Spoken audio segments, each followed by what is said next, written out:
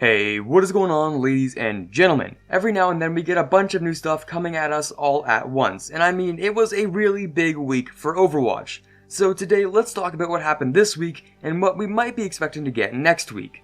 So, first of all, let's talk about the Overwatch League. I mean, esports, that's kind of cool. We knew it was coming for a while now, and we all love Overwatch, so it was only natural for us to be getting the league. Now, when it comes to esports, Overwatch was hugely overestimated in how popular it was going to be. It was projected to overtake super popular esports like Dota 2 and League of Legends on Twitch as well, but so far that hasn't really happened. But we can all still have hope for Overwatch becoming closer to an esport ready game.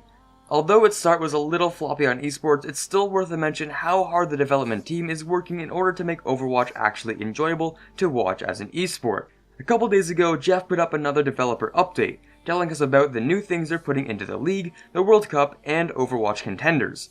Basically, without going too deep into the video, he talks about changing up the team colors, which should really make it easier for the viewer. You have your home and away jersey colors just like you would in any other sport. The home jerseys are the more saturated and darker color palettes for the team, and the away team is much lighter. I mean, this alone should make it much easier to view, but it doesn't stop there. Every effect coming from a team, whether it's an explosion or a healing beam or whatever, it will be adapted to match the color of the team that's using it, and I think that's really clever for stuff like when Lucio's using his ult, or when Hanzo ults, or McCree ults, or even Mei perhaps. Also, the spectating is going to be vastly different with the new smart camera tool being implemented. While you're watching the match, the camera will automatically follow the action and pan out to the best location very smoothly.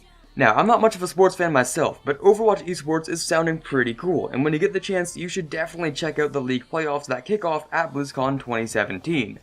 More news on spectating things: the spectating in-game is significantly better on the PTR.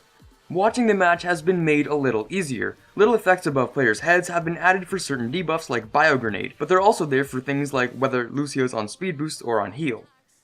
They're nice little touches, I think. Not revolutionary per se, but, you know, when you join your friend in the middle of their match, you can just chill out and watch them get wrecked a little bit better. The other changes include a brand new HUD overhaul, which is really just a breath of fresh air. Just look at this and tell me that it doesn't look great.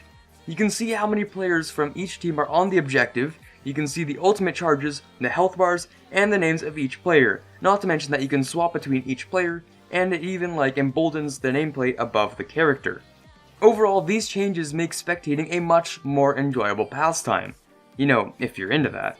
All we're missing is the ability to spectate competitive games, and to this day I still don't know why they won't let us do that. Anyways, another thing to hit the PTR is just a slight change to Winston. His bubble now has a health bar, and all I have to say is, well, finally! Orisa and Reinhardt have had one since the dawn of time, and poor Winston's still estimating damage like it's not the 2070s. Come on Winston, wake up and smell the Omnic crisis. Next up, we have to talk about Hero 26. It's only a couple of days until the expected big reveal at BlizzCon 2017 for the new hero, and people have noticed that for the size of the recent PTR patch, there wasn't actually too much added in the patch notes that would justify such a humongous download. Obviously, people started speculating that this is hero number 26, and let's be honest, who are we to argue? The patch is big, and no big changes were actually implemented, and BlizzCon is just over a week away. How much more obvious could it get? Now, we've been asking for a healer, and here's to hoping the dev team was listening, but only time will tell. You know, the dev team always seems to listen to the player base, and maybe they predicted that we'd want a new support hero, so would they have started a new support hero before we asked for one? Or did they set aside another offense hero for the time being in order to make a new support hero? Questions we'll never have answered, I guess. Now, things you might have noticed popping up are the new skins for the various teams in the Overwatch League, and so far, I have to admit, they look pretty alright for some simple recolors. Teams like Shanghai Dragons got a Mei skin, Dallas Fuel got a new Genji skin, San Francisco Shock got a Doomfist skin, and Seoul Dynasty got a Diva skin, just to name a few. What I really want to know is whether or not we'll be able to get these skins in-game, or if these are just for the designated players of those heroes on the teams. Honestly, I'd love to get that Dallas Fuel Genji skin or that Shanghai Dragons Mei skin, so maybe they'll be available for a limited time after a match, or maybe the winner of the World Cup will have their hero skin publicly available, kind of like a trophy that they've won. Moving on to the final part that we have to cover today. The start times for Season 7 have been released, and it's looking like the season will start on Halloween or the following day, depending on where your time zone is. For me, that's at around 8 PM, but I don't actually think I'll be doing my placements right as the season starts. It's Halloween, and things are spooky, and I like to dress up and have fun sitting in my driveway handing out candy.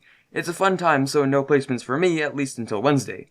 So, that was all we had to talk about this week, and I hope you enjoyed the video. If you did, be sure to drop a like, and if you're new to the channel, don't forget to subscribe and hit the bell icon to make sure you don't miss another video.